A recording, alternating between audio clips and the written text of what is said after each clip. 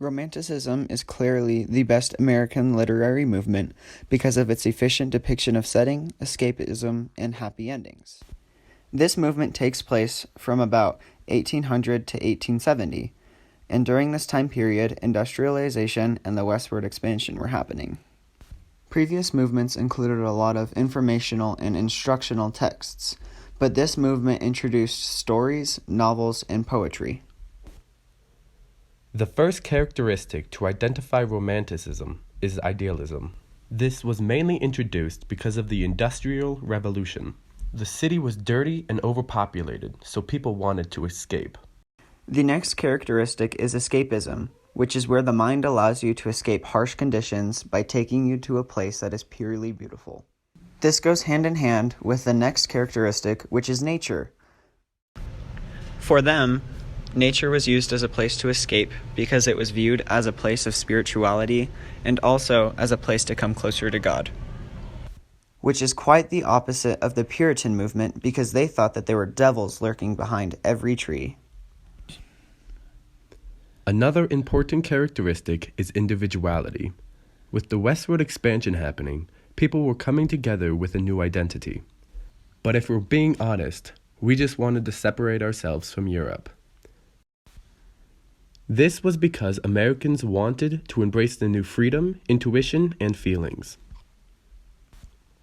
The next characteristic is looking to the past for wisdom. The authors use stories from the past to show us how they are valid today. Nice. These authors were poets at this time. They were called fireside poets because they would sit by the fire and read their poems in the evening. Last but not least is a very important characteristic used in this movement. Authors would use the common man as the hero. These characters would be, in a sense, flawed, but their morals would keep them strong. A great example of an American hero would be Indiana Jones. In some ways, he can be considered flawed, but he stays the same throughout all of his journeys, and we always know that his heart is in the right place.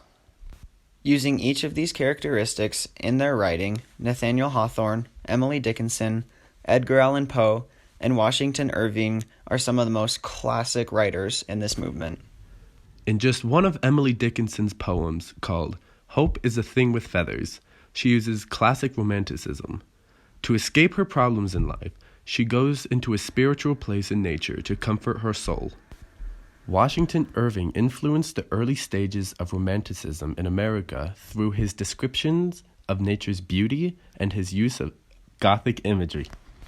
Nathaniel Hawthorne and Edgar Allan Poe were both considered dark romantics, which, in a short explanation, means that what can go wrong will.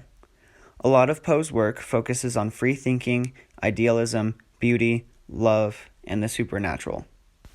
Even though this form of romanticism is dark, there are still happy endings.